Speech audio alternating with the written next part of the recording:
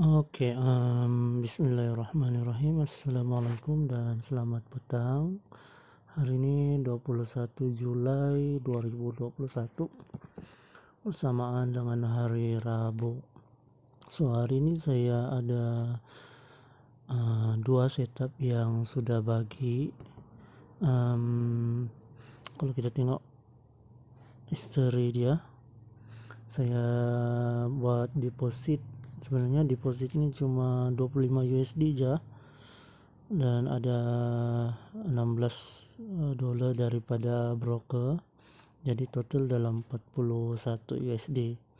Dan saya ada trade dua currency, yaitu USD CHF dan juga USD CAD. Dan sekarang kalau tengok masih ada satu P yang sedang running profit lah. So mau bahas dua-dua. Oke, bahas dua-dua lah. Kita tengok dulu PUSD CHF. USD CHF mana kau? Oke, tidak apa, kita pergi sini. Ini masuk. Ini pun ambil lah.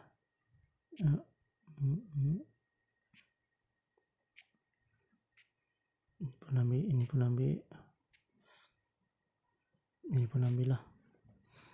SDCC, SDJPY, SDSGD mau ambil kah tidak? Temulah. Oke, kita coba tengok PUSD CHF. Macam mana saya boleh dapat entry PUSD CHF nih? Oke, kalau tengok price sudah drop.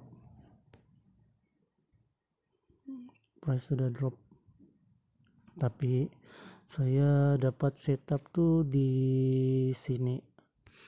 Oke, untuk awal saya mencari signal momentum dan re-entry di time frame H1 dan juga H4. So, saya ini jenis yang entry macam mana? Entry banyak, entry berlayer-layer, dan saya ambil profit sekitar 10 hingga 20 pips. Dan bila sudah capai target, profit tuh saya ambil semua dan tinggalkan 1-2 layer lah macam tuh. So, saya mau tunjuklah sedikit tentang macam mana saya boleh entry USD CHF nih. So, kalau tengok di sini ada momentum. Ini momentum menaik dan price turun sampai ke MA5, MA10 low. Inilah kebiasaan yang pengguna teknik BBMA biasaan. Oke, di sinilah. Oke. Jadi selesai sahaja setup re-entry itu terbentuk, barulah saya turun ke time frame M15 untuk melihat keadaan semasa price itu sedang berada di mana dan sedang buat apa di time frame sederhana lah. Oke, tips yang saya selalu cari kan, saya perhatikan bila price itu menyentuh low. Kalau kita tengok satu garisan ini kan,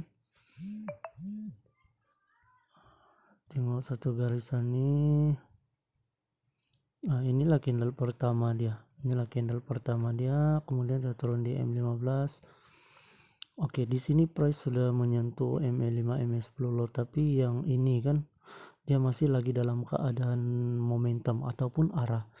Jadi saya menunggu di sentuhan yang kedua. Sebab tengok, bila ada arah dia mesti akan bagi re-entry terlebih dahulu, dan re-entry dia tuh biasanya akan turun sampai ke low BB ini dan berlaku ekstrim yang kedua. So, di sini saya guna ini sebagai petunjuk ke apakah penanda aras lah.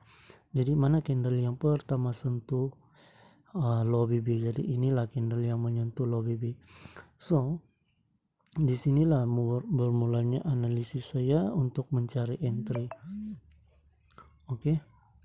Dan entry itu berdasarkan reason, bukan saja masuk, kecuali kita ada account full margin. Dan biasanya saya akan buat deposit 50 USD begitu, 20 USD begitu untuk grow account macam yang account inilah. 25 USD saja pun sudah grow pergi 100 lebih dalam masa 1 hari sahaja. Jadi di M5 menit nih, apa yang saya mau cari ialah petunjuk. Oke, nampak di sini sudah berlakunya double extreme dan juga full setup extreme, TP wajib, MACD, arah kuku. So macam mana saya buka position entry? Di sini dalam kotak nih saya perhatikan yang ada ini tidak berapa jelas, tapi boleh masuklah sebab dia lebih terbentuk engulfing ini. Kemudian tengok apa lagi yang kita boleh nampak di sini. Oke, kalau kita guna trend line, saya ada belajar juga SND. Sini mungkin boleh jadi setup hybrid.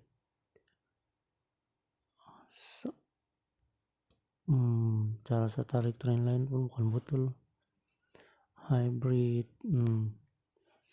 Kemudian candle arah kuku break, ada candle arah kuku, saya entry. Di sini ada MHV, di sini ada MHV entry kedua, ketiga. Kemudian ada arah kuku bagi re-entry lagi 4. Di sini ada pertembungan MA5, MA10, mid BB dan juga MA50 entry. So yang penurunan ini disebabkan oleh setup hybrid ini. Berkemungkinan besar tengok. Kalau kita tengok di sini dia drop, dia naik, kemudian dia turun dan dia naik. Ini adalah strong resistance yang ini ya. Kalau kita belajar SND memang ini digunakan pakai strong resistance, kemudian drop, dia buat rally, base rally. Jadi di sini ada strong resistance, sebab itu price react dekat situ. Jadi jangan gelisah lah kalau price tiba-tiba terjun kan, memang macam tuh. Selepas dia react dekat situ barulah dia naik. Oke, di dalam zone itu penuh dengan confluence sebelum berlakunya penurunan. So price naik sampai 20 pip. Sekitar 20 pip. So siapa pagi kan, entry pun banyak. Jadi selepas 20 pip ambillah. Kemudian tinggalkan satu entry. Kalau dia pergi jauh tuh itu rezeki lah, tapi kalau dia drop macam begini itu kita tidak boleh buat apa-apalah. Sebab market ini bukan kita punya, kita hanya entry bila ada setup dan ada confirmation. So itu yang pertama. Yang kedua, PUSD CAD. Oke, USD CAD lah turun sudah. Kita tengok USD CAD. Ini dia USD CAD. So macam mana saya coba cari peluang entry itu kan. Tengok di H4, oke, H4 masih dalam keadaan uptrend sebenarnya. Tapi di H1 dia ada re-entry. Jadi re-entry itu dia mulai aktif daripada sini bawah.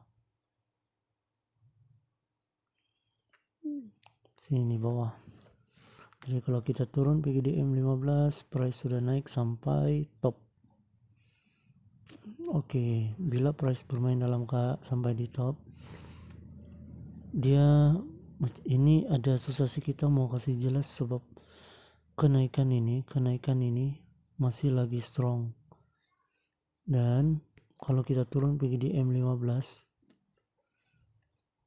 tidak ada sebarang arah kuku yang berlaku.